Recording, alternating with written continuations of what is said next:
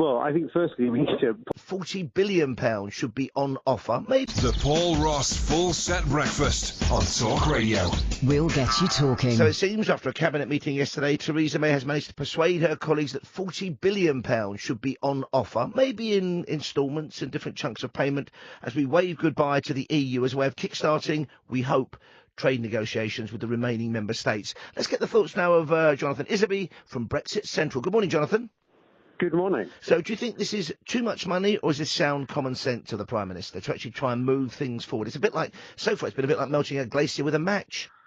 Well, I think firstly we need to point out that no decisions have been made. Downing Street has not given any numbers.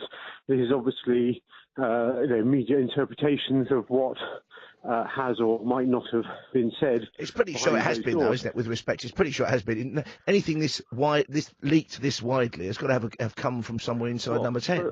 I've had conversations with sources close to people inside that meeting, and what I understand is that they have agreed to make a greater offer to the European Council President when Theresa May sees him on Friday in Brussels. But nothing is agreed until everything is agreed, which is, of course, the European Union's favourite catchphrase in all of this. And yes, there's a suggestion the government will be willing to hand a higher financial settlement in order to get progress in the talks, but that does mean there needs to be progress. The European Union needs to move the talks onto stage 2. No money is going to change hands at this juncture.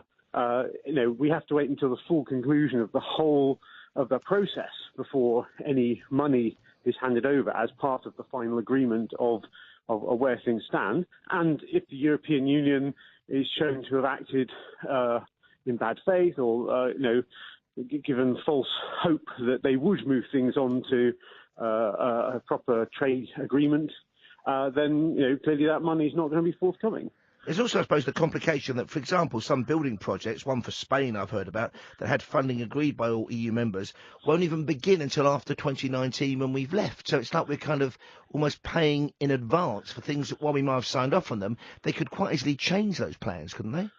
Well, the key thing is that the European Union sets its financial framework in 7-year cycles, and the current cycle comes to an end at the end of 2020. And this is actually where the original figure of 18 billion as a financial settlement came from. Downing Street and Prime Minister have never used that figure, but the calculation is that basically during 2019 and 2020, after we left the European Union, those were years where agreements were made back in 2014 as to spending plans for the European Union.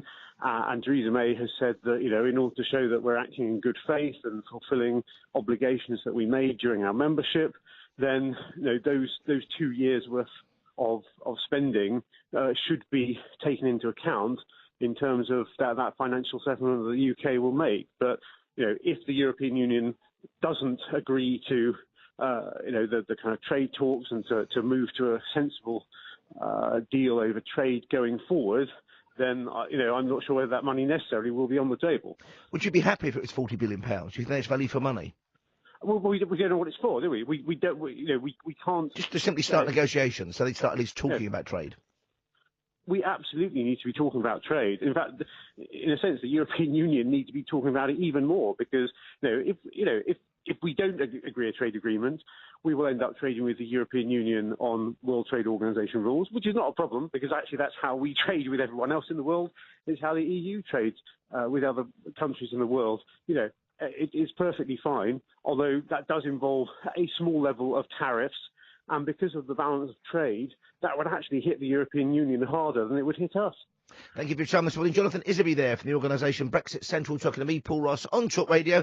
We've heard from Jonathan. I want to hear from you now. Please, 0344 499 1000. It does sound as if that £40 billion won't be paid, A, as a lump sum. Why should it be? But also that it may not even be enough to start negotiations. And what will we get?